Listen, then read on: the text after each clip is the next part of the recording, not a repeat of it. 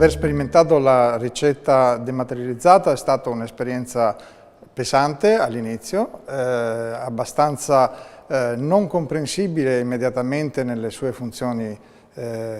future. Ha permesso però pian pianino di dare dei servizi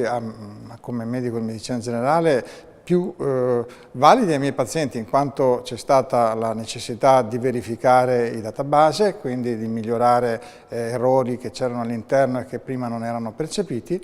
e così si è venuti pian pianino a conoscere il sistema e a creare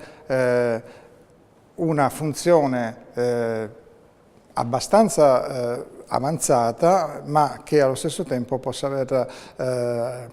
dare nel prossimo futuro una ricaduta di praticità anche per i pazienti. Non a caso questo sistema potrà portare a avere un rinnovo di ricette ripetitive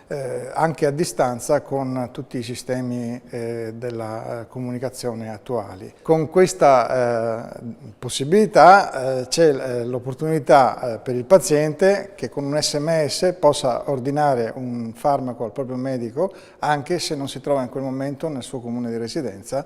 e questi potrà comunicare con un semplice numero che è il numero di ricetta elettronica al farmacista il farmaco di cui il paziente necessita.